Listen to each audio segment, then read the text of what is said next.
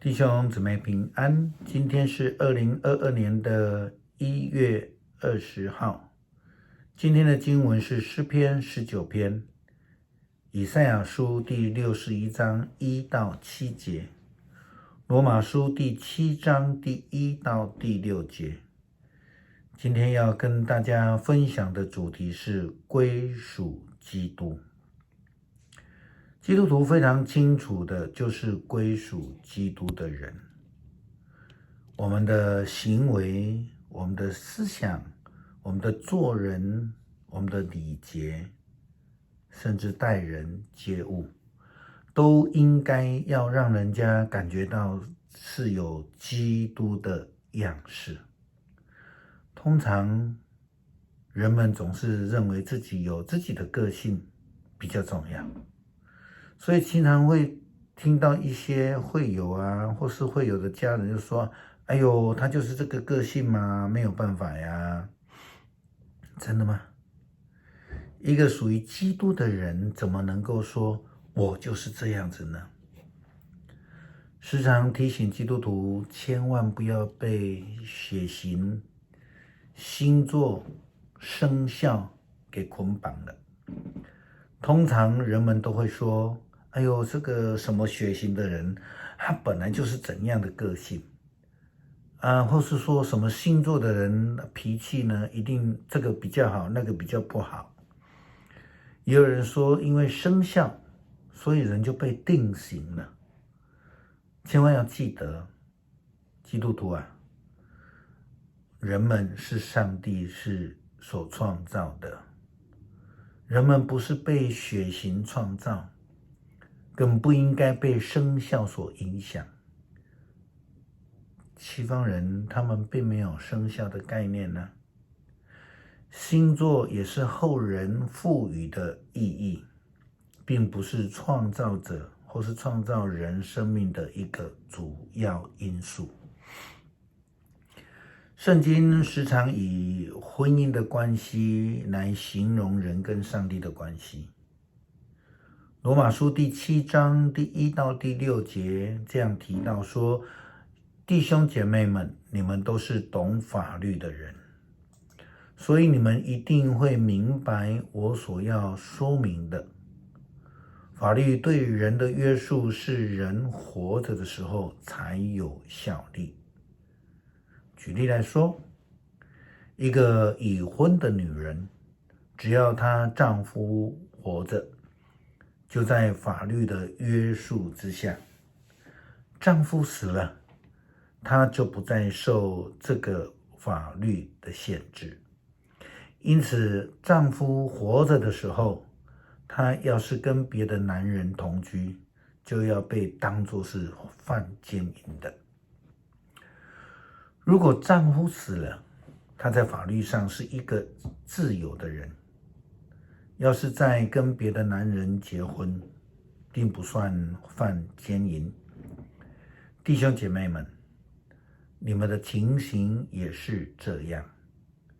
在法律上，你们已经死了，因为你们是基督身体的一部分。现在你们是属于那一位从死里复活的主，使我们能够好好的为上帝工作。这个关系的类比，我们最近常常在谈，就是婚姻关系之归属。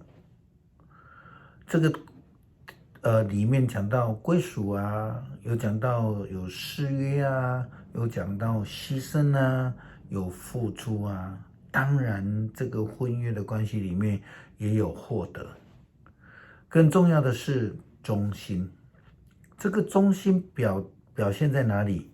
在平常的日常行为里面，我们是否能够活出一个像是与基督有婚约的人，这是非常重要的。保罗给罗马教会的书信进一步说到，基督徒的生命不是因为规定而活着，乃是因为基督的灵的浇灌，基督的灵的指示和呼召而活出的生命。圣经说，当我们还照着人的本性生活时，摩西的律法激起了我们罪的欲念，在我们的肢体中发作，结果是死亡。但是现在法律已经不能拘束我们，因为从管束我们的法律来说，我们已经死了。我们不再依照法律条文的旧方式，而是依照圣灵的新指示来侍奉上帝。这也是为什么有一些夫妻能够持守终身，而有一些呢认为这个结婚证书只是一张纸啊，他们对这个婚姻的誓约非常的不重视，他们轻忽了誓约的重要性。很多人的关系是一种形式化的，彼此的关系却一点都不亲密。有些的关系是外表的，实际的关系却是离得远远的。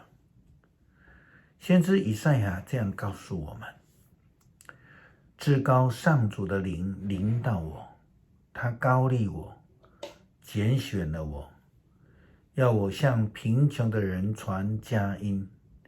他差遣我医治伤心的人，要我宣告被掳的得释放，被囚的得自由。他差遣我宣告上主拯救他子民的恩年，上帝惩罚仇敌的日子。他差遣我安慰悲伤的人，他使锡安悲伤的人以华冠代替尘灰，他以喜乐代替忧伤，以颂赞代替哀歌。他们要向上主亲手种植的树，他们要秉公行义。这样的呼召是要叫基督徒能够活出基督的爱与和平，不是那种以恶言相待、恶脸相向的。我们必须要能够活出基督的样子。前面说的那个都不是基督的样式哈。通常这样的恶脸相向的人，其实就算他追求信仰非常的热切，事实上这个信仰却没有帮助他对付自己内心的苦毒。他在他的生命当中让苦毒胜过了，因此活不出基督的生命。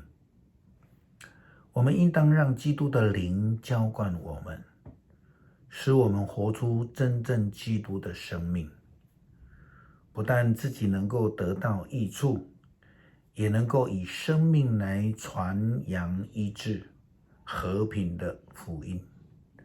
这样的话，我们不但能够活出那个属基督的生命，更能如同先知所预言的，我们必定要蒙福。以赛亚书说，你们不再蒙羞受辱，你们要再住在自己的土地上，你们将有加倍的福分，你们将享有永远的喜乐。我们一起来读诗篇19篇。诸天宣布上帝的荣耀，穹苍传扬他的作为，日日述说，夜夜传播，无言无语，无音无响。然而他的音讯传遍人间，他们的言语远传天涯。上帝在天空为太阳安设帐幕，太阳像新郎走出洞房，像勇士欢欣奔路。他从天的这一边出来，绕到天的那一边，他的热气普及万物。上主的法律完备，使人的生命更新。上主的命令可靠，使愚蠢的人得智慧。上主的法则公正，使顺从的人喜乐。上主的训诲透彻，使人的心眼明亮。上主的规范纯真，永远留存。上主的判断准确，始终公道。他们比金子可贵，胜过最精纯的金子。